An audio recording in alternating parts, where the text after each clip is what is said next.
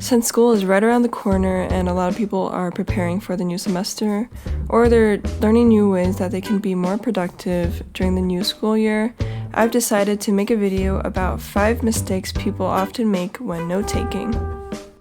I think taking efficient notes is a great skill to have, especially as a high schooler or college student, because you have so much information to take in only little time and little space. So having the right tools and the right skills to take notes is really efficient to help you learn new things. And from my personal experience, note-taking has actually increased my grades by a lot. Back in the day, I didn't really care about school that much because I just wasn't that type of person. But then once I started paying more attention in class, taking much better notes, my grades improved drastically. So I definitely think that there is a correlation between efficient notes and grades in my personal experience. So today I'll be sharing with you 5 tips on how to drastically change the way you take notes and retain information. My first tip for you is that you should never write down notes word for word, whether it's from your lecture or from a textbook.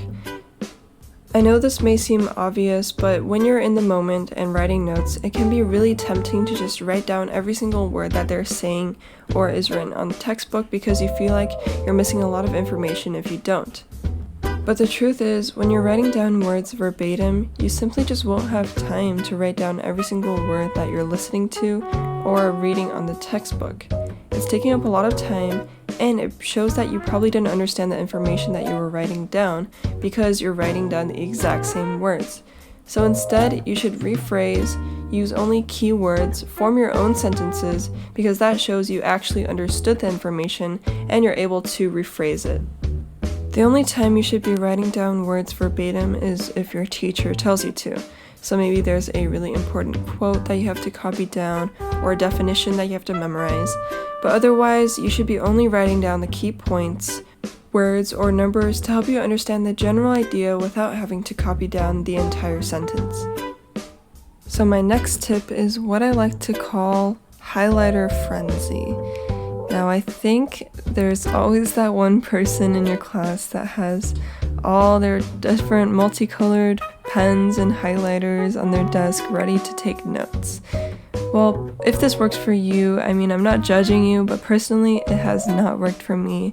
I'm not someone that likes to just color all over my notes. I feel like it makes it harder to study with, it's slightly messy, and it makes highlighting less important because highlighting should be used only when you have really important things you have to remember. But if you just highlight every other word you see because you think it'll help you remember, it's actually not helping at all. In fact, it can also make you remember less because you're diminishing the importance of other words or sentences that you need to pay more attention on. I try not to highlight when I'm writing notes because I feel like it does make it look a little messy, especially with my really messy handwriting. It does not help at all. But if I do have to highlight, I only stick to one color, and I'm really happy with how that works because I don't really find it necessary to use multiple colors.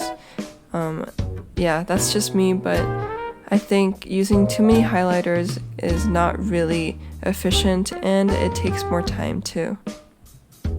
My third tip is to never skip the things that you don't understand. I think this may seem pretty obvious, but in the past, when I didn't really understand something, I might write it down and I might not, and this really impacted the way I learned because I was missing a lot of vital information that would impact the way I learn in class or do on tests. So right now, even if there's something that I don't totally understand, I still write it down, and outside of class, I'll do some extra research to make sure I understand it.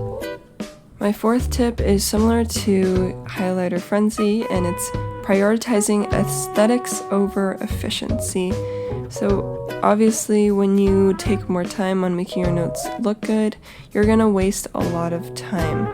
And I know that there are a lot of people that can naturally write really nice and draw really nice diagrams, but for me, that just takes a lot of time, and usually it wastes the time that I could be studying on other things. So if you're someone like me and can't naturally write that nice. I think it'd be better to just skip over the words that you think, oh, looks too messy. Stop rearranging things 5 times just to make a word look perfect. Perfectionism is not going to get you anywhere when you're taking notes. So practice just moving on when you make a small mistake and not trying to perfect everything and make everything look perfect. My last tip for today is to create some sort of structure or flow with your notes.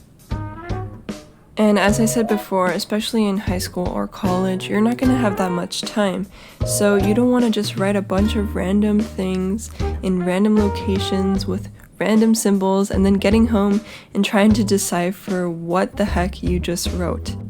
And if you're not sure what type of note-taking structure you would like to try, you can go online and search different note-taking structures like Cornell or mind mapping. There are just a few examples that a lot of people use to take notes, and it might suit you as well.